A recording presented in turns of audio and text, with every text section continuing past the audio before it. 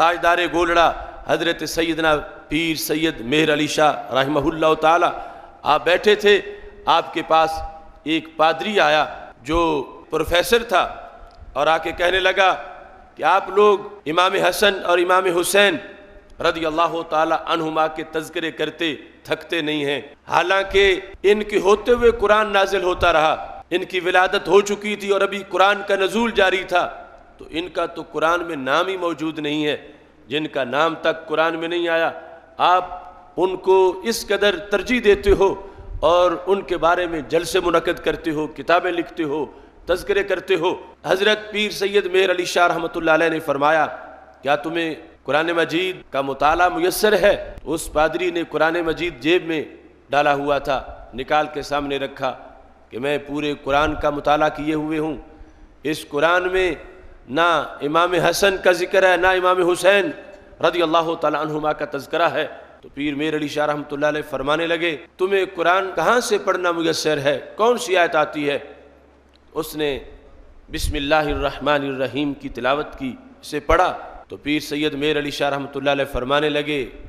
اگر تمہارا ذوق سلامت ہو تو یہ آیت تم نے پڑھی ہے اسی کے اندر ہی صرف ان شہزادوں کا نام ہی نہیں، مکمل سوانح عمری کا تذکرہ بھی موجود ہے۔ اس میں آپ لوگ جو کہ جانتے ہیں یہ جو عدد ہیں یہ آج کا سلسلہ شروع نہیں ہوا، عربی زبان میں اعداد کا علم شروع سے آ رہا، حروف تہجی کے عدد شروع سے لغت عرب میں موجود ہیں، ابجد، حوض، حتیہ، کلمانہ، یہ یعنی 1 2 3 4۔ ابجد میں الف جو حمزہ اس کو پڑھتے ہیں اس کا 1 ہے، با کے 2 ہیں، جیم کے 3 ہیں، دال کے 4 ہیں، پھر آگے اس طرح ہا کے 5 ہیں جو ہا لاہوری ہے، گول ہا۔ تو آپ نے فرمایا کہ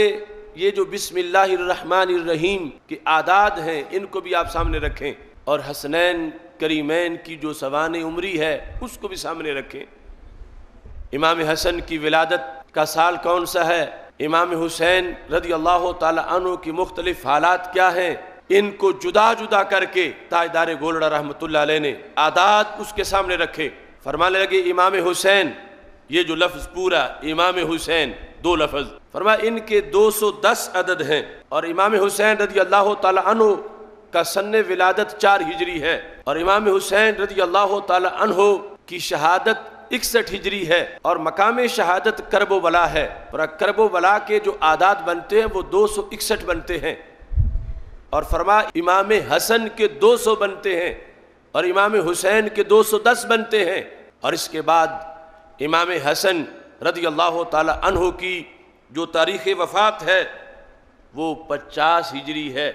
اور آپ ان سب کو جمع کرو، امام حسین کے عدد 210، سن ولادت 4 ہجری، تاریخ شہادت 61 ہجری، مقام شہادت کرب و بلا جس کے عدد 261 ہیں، امام حسن رضی اللہ تعالی عنہ کے عدد 200 مکمل ہیں، اور ان کی تاریخ وفات 50 ہجری ہے۔ جب اس پادری نے ان کو جمع کیا تو یہ 786 مکمل ہو گئے۔ تو فرمایا کہ یہاں صرف نام ہی نہیں بلکہ مکمل سوانح عمری بھی موجود ہے۔ اس پادری نے پھر بعد میں کلمہ بھی پڑھا اور مرید ہوا تاجدار گولڑا کا، تو پتہ چلا کہ حقائق ہر طرف موجود ہیں، اگر کوئی توجہ کرتا ہے اور گہری نگاہ سے دیکھتا ہے تو آج بھی اللہ کا کلام بتا رہا ہے کہ اس کلام کے اندر خالق کائنات جل جلالہ نے کس قدر حقائق رکھے ہیں، اور حضرت امام حسن اور حضرت امام حسین رضی اللہ تعالی عنہما کا مقام و مرتبہ آگے دیگر آیات تو کیا، یعنی خود بسم اللہ الرحمن الرحیم کے اندر نام بھی موجود ہیں اور ان کے بلند مرتبہ و مقام بھی موجود ہیں۔